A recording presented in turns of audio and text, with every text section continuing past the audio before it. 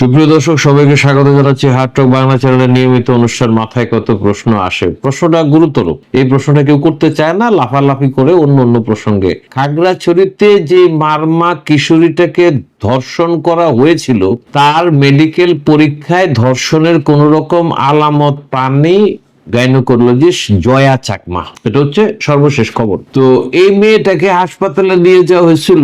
আমাদের কিছু কিছু বিষয় থাকে, যেমন একটা টেকনিক্যাল বিষয় দর্শক আপনারা জানেন, সেটা হচ্ছে যে একটা ধর্ষণের ঘটনা আগের দিনে যেটা হইতো, যে ধর্ষণটাকে মানে সামাজিক ভাবে প্রবলেম, পারিবারিক ভাবে প্রবলেম, এই সমস্ত কারণে এটাকে অনেকে লুকিয়ে ফেলতো, অভিযোগ করতো না। কিন্তু এখন পরিস্থিতি ভিন্ন। এখন দেখা যাচ্ছে যে এই ধরনের অপরাধের শাস্তিটা অনেক কঠোরভাবে হয়, এটার ব্যাপারে সচেতনতাও তৈরি হয়েছে, ব্যাপক জনসচেতনতা। তো আর এই মেয়ের ঘটনাটা, তো এই কিশোরীর ঘটনাটা তো অত্যন্ত স্পেশাল, কারণ এটাকে পুঁজি করে বিশাল ঘটনা ঘটে যাচ্ছে। গুইমারায় অলরেডি 3 জন মারা গেছে। সেখানে আইন শৃঙ্খলা রক্ষাকারী বাহিনী, তাদেরকে কঠোর পদক্ষেপ নিতে হচ্ছে শান্তি শৃঙ্খলা রক্ষা করার জন্য, পরিস্থিতিটাকে নরমাল করার জন্য। পাহাড়কে অশান্ত করে ফেলা হচ্ছে, অশান্ত করা হচ্ছে, এবং এরকমই মনে হচ্ছে। মূল ঘটনার জায়গাটা কোথায়? ওই কিশোরীর যে ধর্ষণের ঘটনা। দর্শক, আপনাদের মনে আছে কিনা যে এই বিষয়ে প্রথম ভিডিও কন্টেন্টে আমি নিজেই একটা সন্দেহের জায়গা ছিল। সেটা হচ্ছে যে এই মেয়েটাকে রাত্রে 12:40 এখান থেকে উদ্ধার করা হয়, ধর্ষিত মেয়েটাকে। এটা কথিত বলা হয়েছে। মেয়েটার বাবা একটা স্টেটমেন্ট দেয় যে সে কোচিং শেষ করে ফিরে আসার সময় তাকে ধর্ষণ করা হয়েছে, বা তাকে তখন থেকে পাওয়া যায়নি, পরে তাকে উদ্ধার করা হয় একটা জঙ্গলাকীর্ণ স্থান থেকে, এবং সাথে সাথেই হাসপাতালে নিয়ে যাওয়া হয়। এবং পুলিশ, সেনাবাহিনী যেটা করেছে সেটা হলো সয়নশীল নামে একটা কিশোরকে, 19 বছর 19 ইয়ার্স, তাকে গ্রেপ্তারও করে। এবং যতটুকু জানা যাচ্ছে যে তার কাছ থেকেও আসলে কোন রকম তথ্য সেভাবে পাওয়া যায় নাই। সম্ভবত ধারণা করা হচ্ছে যে এই ঘটনাটার মধ্যে আসলে একটা ব্যাপক একটা ষড়যন্ত্র জড়িত আছে বলেই এই সন্দেহের নানা স্তর তৈরি হয়েছে। কারণ আমরা প্রথম কন্টেন্টে উল্লেখ করেছিলাম যে একটা কোচিং শেষ করে রাত্রে 12:30 10:30 ওই পার্বত্য দুর্গম অঞ্চলে এটা কেন ঘটবে, বা এটা হইতে পারে তারপরেও। তো এখন যেটা বিষয়টা সর্বশেষ যেটা জানা যাচ্ছে সেটা হচ্ছে যে একটা ধর্ষিত একজনকে যখন পরীক্ষা করা হয়, তখন গাইনোকোলজিস্টরা 10টা শর্ত সেখানে থাকে, 10টা পয়েন্ট থাকে পরীক্ষা নিরীক্ষার। 10টা পয়েন্টের একটা পয়েন্টেও, এটা মেডিকেল ভাষায় বলে কাউন্ট, 10টা কাউন্টের একটা কাউন্টেও কোন রকম কোনো প্রমাণ পাওয়া যায় নাই। এই রিপোর্টটা দিয়েছেন হচ্ছে জয়া চাকমা, গাইনোকোলজিস্ট, এবং আরো 2 জন এটার সঙ্গে ছিলেন, মানে এই পরীক্ষা নিরীক্ষার সঙ্গে ছিলেন, মীর মোশাররফ এবং নাহিদ আক্তার। তো তাদের এটা হয়েছে। তাহলে বিষয়টা কি ঘটলো? এখানে এত কিছু হচ্ছে কেন? এই যে স্বরাষ্ট্র উপদেষ্টা, সেনা দপ্তর, যেটা পার্বত্য চট্টগ্রাম সেনাবাহিনীর রিজিয়ন কমান্ডার হাসান মাহমুদ বলতেছেন, গুইমারায় যিনি আছেন যে আবুল কালাম রানা, ওনারা যে বলতেছেন, ওনাদের দাবি কি তো সঠিক বলে মনে হচ্ছে? ওনারা বলতেছেন যে এটা একটা ষড়যন্ত্রমূলক বিষয়, এটা ইচ্ছে করে করা হচ্ছে। একদিকে পূজা, দুর্গোৎসব, একটা উৎসবের সময় এই ঘটনাটা ঘটানো হচ্ছে। ভারতের নাম এসেছে, যদিও আমি জানি না যে এই নামটা আসাটা কতটা মানে সুবিবেচনার কাজ হয়েছে, এটা একটা প্রশ্ন। কিন্তু কারণ অন্য একটা দেশ সম্পর্কে আপনি, এটা যে বহিরাগত সন্ত্রাসীরা এটার মধ্যে যুক্ত আছে, বাইরের কিছু এলিমেন্ট এটার মধ্যে যুক্ত আছে, সেটা তো বলাই যায়, সেটা বিভিন্ন আলামত দেখে বলা যায়। একটা প্রসঙ্গ এমন আসছে যে অটোমেটিক রাইফেল থেকে গুলি করা হচ্ছে। এই অটোমেটিক রাইফেল গুলি পেলো কোথায় সন্ত্রাসীরা? ওইখানকার যারা এই ঘটনাটাকে পুঁজি করে পরিস্থিতিটাকে ওই পর্যায়ে নিয়ে গেছে। ঘটনার 3 থেকে 4 দিন পরে গুইমারায় পরিস্থিতিটাকে এমন পর্যায়ে নিয়ে যাওয়া হয়েছে যে ওখানে 3 জন নিহত হয়েছে। সেনাবাহিনী বলতেছে এর জন্য ইউপিডিএফ দায়ী। তারা ইচ্ছে করে পরিস্থিতি যখন দেখা যাচ্ছে যে সেনাবাহিনী এবং পুলিশ কন্ট্রোল করে নিয়ে আসতেছে, তখন দেখা যাচ্ছে যে এই ঘটনাটাকে আবার 3 জনের হত্যার ঘটনাটা চলে আসছে। মানে পরিস্থিতিটাকে, এটার সাথে অনেকেই যুক্ত হয়ে গেছেন। কেউ কেউ মানে এমন বক্তব্য দিচ্ছেন যে এখানে মানে অত্যাচার চলতেছে, নির্যাতন চলতেছে এই উপজাতিগুলির উপরে, ক্ষুদ্র নিগোষ্ঠী যারা আছে তাদের উপরে। এটা তো এই ধরনের কমেন্টস করা, এই ধরনের কোন রকম বিবৃতি দেওয়ার আগে তো আসলে একটু বুঝে নেওয়া দরকার, একটু খোঁজ খবর করে নেওয়া দরকার। মিডিয়াতে যে সমস্ত সংবাদগুলি চলে আসতেছে সেগুলিকেও তো বিশ্লেষণ করা দরকার। মিডিয়া তো আজকাল, সোশ্যাল মিডিয়াও তো মিডিয়া হয়ে গেছে, অনেক রকম খবর সেখানে ভাসতে থাকে। তো আমরা কমেন্টস করার আগে আমাদের তো দায়িত্বশীল পর্যায়ের একটা লাগে। এখানে দীর্ঘদিন আমি দর্শক একটা কথা আপনাদের বলিনি, সেটা হচ্ছে কি, এটা বাস্তবতা। সেনাবাহিনী কিন্তু পার্বত্য চট্টগ্রামে সেনাবাহিনী যে মোতায়েন করা হয়েছিল, দেশের অন্য কোনো জায়গায় তো সেনাবাহিনী মোতায়েন করা হয় না, তো ওইখানে কেন মোতায়েন করা হয়েছিল? এবং একটা সত্য তো আপনারা জানেন, সেটা হচ্ছে যে 1975 সালে শেখ মুজিব নিহত হওয়ার পরে ওইখানে যে 1976 সাল থেকে শান্তি বাহিনী যে গঠন করা হইলো, পার্বত্য চট্টগ্রাম জনসংহতি সমিতি, এটা হলো রাজনৈতিক প্ল্যাটফর্ম। শান্তি বাহিনী হচ্ছে সশস্ত্র একটা প্ল্যাটফর্ম, যেখানে একটা হত্যাকাণ্ড এই সমস্ত প্রায়শই ঘটতে থাকে, অপহরণ, হত্যাকাণ্ড, এই বিষয়গুলি যখন ঘটতে থাকে, তখন বাংলাদেশ সরকার বাধ্য হইয়া সেখানে সেনাবাহিনীকে নিয়োগ করে। এবং আরো একটা বিষয় আছে, সেখানে সেনাবাহিনী না গেলে এই পরিস্থিতিটাকে কোনোভাবেই কন্ট্রোল করা সম্ভব হইতো না। শুধুমাত্র সিভিল প্রশাসনের পক্ষে ওইখানে শান্তি শৃঙ্খলা রক্ষা করা সম্ভব না, কারণ এটা একটা দুর্গম এলাকা, আপনারা জানেন। এবং সেখানে ট্রেনিং প্রাপ্ত, বিদেশ থেকে ট্রেনিং প্রাপ্ত সন্ত্রাসীরা বাইরে থেকে ট্রেনিং নিয়ে আইসা পাহাড়ে মানে লুকিয়ে থাকে এবং সেখান থেকে তারা সন্ত্রাস চালায়। সুতরাং এখানে সেনাবাহিনীর মতো একটা সলিড একটা ফোর্স, তাদের কার্যক্রম ছাড়া এদেরকে মোকাবেলা করা কখনোই সম্ভব হবে না। আরেকটা বিষয় এখানে আছে, সেটা হচ্ছে কি, এটাও খুব গুরুত্বপূর্ণ। 1997 সালের 2রা ডিসেম্বর পার্বত্য শান্তি চুক্তি যে হয় বাংলাদেশ সরকারের সঙ্গে, এই যে পার্বত্য চট্টগ্রাম জনসংহতি সমিতির মানে সন্তুল আরমার এই গ্রুপটার সাথে, এদের সাথে, সেখানে একটা শর্ত ছিল যে পাহাড় থেকে সেনা প্রত্যাহার করতে হবে।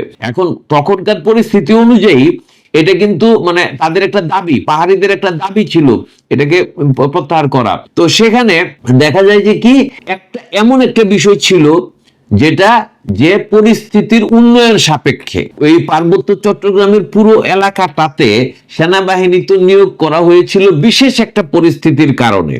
দুর্গম এলাকা, যোগাযোগ করা মুশকিল হয়, সেখানে মানে সন্ত্রাসীরা আক্রমণগুলি সাধারণ সমতলে যে আক্রমণগুলি হয়, যে বিশৃঙ্খলাগুলি হয়, তার চাইতে অনেক ডিপ রুটেড। এই কারণে সেনাবাহিনীর উপস্থিতিটাও এখানে ছিল। বাংলাদেশ সরকারের একটা বিষয় ছিল, যেটা হচ্ছে যে যদি পরিস্থিতির উন্নয়ন হয় তাহলে ধাপে ধাপে সেনা প্রত্যাহার করা হবে। এবং এই চুক্তির প্রতি সম্মান দেখিয়ে কিছু কিছু সেনা ক্যাম্প কিন্তু এখান থেকে নিয়ে আসা হয়েছে, সরিয়ে আনা হয়েছে, এবং এটাই হয়েছে ভুল। এবং সেই সুযোগটা কিন্তু পাহাড়িরা নিচ্ছে, সেই সুযোগটা পাহাড়ের সন্ত্রাসীরা নিচ্ছে। সেই সুযোগের কারণে কিন্তু এই যে আজকে যে খাগড়াছড়িতে যে পরিস্থিতির উদ্ভবটা করা হয়েছে, যদি আজকে 1991 সাল ধরি, 1980 দশক ধরি, সেই সময়ে যতগুলি সেনা ক্যাম্প ওইখানে কাজ করতেছিল, সেই সংখ্যা যদি একই রকম থাকতো, একই রকম ভাবে, এটা কমিয়ে আনার কারণেই কিন্তু এই ইমব্যালেন্স পরিস্থিতিটা তৈরি হয়েছে। সেনা ক্যাম্প ওইভাবে থাকলে এই ধরনের পরিস্থিতি ক্রিয়েট করাটা কঠিন হইতো সন্ত্রাসীদের পক্ষে। এই যে ইউপিডিএফ এর কথা বলা হচ্ছে, ইউপিডিএফ কোন উদ্দেশ্যে? ইউপিডিএফ কি জবাব দিতে পারবে যে আমরা কিসের উপরে ভিত্তি করে এই পরিস্থিতিটা ক্রিয়েট করলাম? একটা কিশোরীকে ধর্ষণের বিষয় নিয়ে তো কিশোরীর ধর্ষণের কোনো আলামতি তো পাওয়া যায় নাই, এবং প্রাথমিক ভাষে আমরা নিজেরাও সন্দেহ প্রকাশ করেছিলাম। রাত্রে 12:30টার সময় কিসের সে কোচিং থেকে আসতেছিল, দলবদ্ধ ধর্ষণ হয়েছে, এটা কিভাবে প্রমাণিত হইলো বা কে প্রমাণ করলো?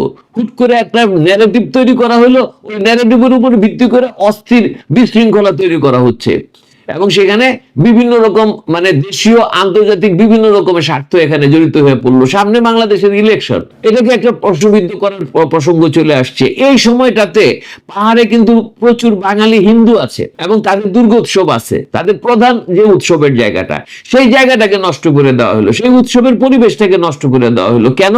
বলা যে বাংলাদেশের হিন্দুরা ঠিক মতো পূজা পালন করতে পারে না, এই যে খাগড়াছড়ি, রাঙামাটি এখানে করতে পারে নাই, সরকার ব্যর্থ হয়েছে, এই সমস্ত কথা বলার জন্য। এই জিনিসগুলি দর্শক বুঝতে হবে এবং সচেতনতা তৈরি করতে হবে।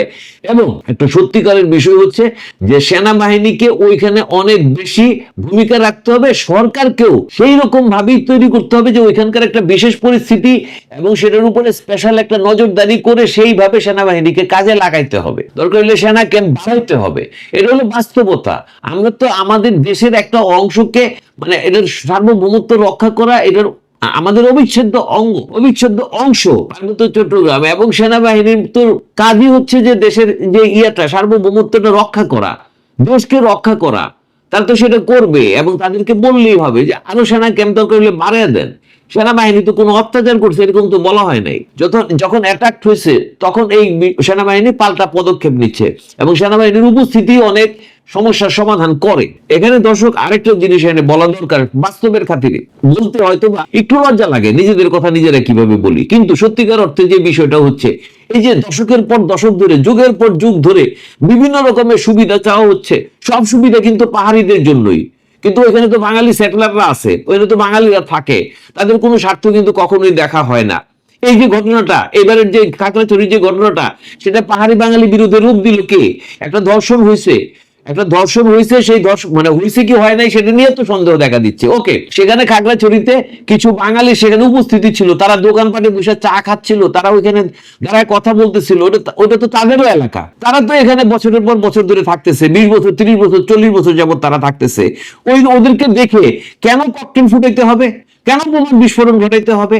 এবং যখন আপনি অ্যাটাক্ট হবেন, সেটা বাঙালি বলে কথা না, যে কোনো মানুষ, সে প্রাণী, সে যখন অ্যাটাক্ট হয়, তার উপরে যখন ককটেল বিস্ফোরণ ঘটানো হবে, সে তো পাল্টা পদক্ষেপ নিবেই। তার তো অস্তিত্বের ব্যাপার, সে তো তার পরিবার নিয়ে ওইখানে থাকে, তার পরিবারের সুরক্ষাও তো তার দায়িত্ব। এই বিষয়গুলি আমরা কখনো বিবেচনায় আসি না। আমাদের দেশে সুশীল যারা আছে, এমনকি মিডিয়াও, তারা কখনো ওই যে বাঙালি সেটেলাররা কি মানে বাঙালি হওয়া মানেই কি অপরাধ, তারা সেখানে অপরাধী করতেছে, বাঙালিদের কোনো মানে পাহাড়িদের কোনো দোষ নাই, পাহাড়িরা একেবারে সাধু, বাঙালিরা সব দোষ, বিষয়টা এরকম হয় না, দোষ সব পক্ষেরই থাকে। কিন্তু আমরা কখনোই বাঙালিদের বিষয়টা দেখি না, বাঙালি হয়ে তারা কি অপরাধ করছে ওইখানে যাওয়ার জন্য, এমনই তো ভাব ধরে মনে হয়। তো সেখানে সত্যিকার অর্থে এই বিষয়গুলিকে একটা লজিক্যাল, যৌক্তিক ভাবে বিবেচনা করে সেনাবাহিনীর ওইখানে উপস্থিতি বরঞ্চ আরো অনেক বাড়িয়ে দেওয়া প্রয়োজন, ইমিডিয়েটলি প্রয়োজন। কারণ দেশের সার্বভৌমত্ব, স্বাধীনতা, নিজস্ব এই জায়গাগুলিকে রক্ষা করা, শান্তি শৃঙ্খলা ফিরিয়ে আনা, মানুষের জীবন, ওইটা একটা সুন্দর একটা পর্যটন জায়গা, বিপুল অর্জন সেখান থেকে সম্ভব, সেখান থেকে পাহাড়ের উপকৃত হবে। এই যে সাজেক ভ্যালিতে এত মানুষ যায়, সাজেক ভ্যালিতে যে রিসোর্ট গুলি আছে, তার সাথে অনেক পাহাড়ি জড়িত, তাদের ইনকাম, খাগড়াছড়ি, বান্দরবন, রাঙামাটি, এখানে কি পাহাড়িরা এই রিসোর্টের ব্যবসা করতেছে না? রাঙামাটিতে অজস্র, কাপ্তাই লেকে অজস্র রিসোর্ট, সেগুলি তো পাহাড়িরাই করতেছে, ওখানে পাহাড়িরাই করতেছে, কতজন বাঙালি সেটা করতেছে, বাঙালি তো তাহলে তাদের অর্থনৈতিক উন্নয়নের এই জায়গাগুলিতে তারা কি বুঝে না? বুঝে, কিন্তু কিছু মহল থাকে, আন্তর্জাতিক কিছু ষড়যন্ত্র থাকে, যেটা বলতেছে সবাই স্পষ্ট করে। সেই জায়গা থেকে আমার তো মনে হয় যে সেখানে সেনাবাহিনীর ক্যাম্প যদি আরো বাড়ানো হয়, শান্তি শৃঙ্খলা ফিরিয়ে আনা হয়, সেটা আপামর পাহাড়িদের ভালোর জন্য, তারা নিজেরাও এটাতে খুশি হবে। কিন্তু ওই যে কিছু এজেন্সি আছে, এজেন্ট আছে, যারা ওই উস্কানিমূলক কর্মকাণ্ডের মাধ্যমে পাহাড়ে অশান্তি বজায় রেখা নিজস্ব স্বার্থ সিদ্ধ করতে চায়। দর্শক, আমাদের নিজস্ব সচেতনতাও প্রয়োজন, এবং প্রয়োজন সরকারের একেবারে ইমিডিয়েট এটার ব্যাপারে অ্যাকশন নেওয়া, কঠোর অ্যাকশন নেওয়া, এবং শান্তি শৃঙ্খলা ফিরিয়ে এনে দেশের অবিচ্ছেদ্য অংশকে সেইভাবে সার্বভৌমত্ব রক্ষা করার ব্যাপারে দ্রুত পদক্ষেপ নেওয়া। ভালো লাগলে লাইক করবেন, শেয়ার করবেন, কমেন্ট করবেন, সাবস্ক্রাইব করবেন। ধন্যবাদ এখনকার মতো।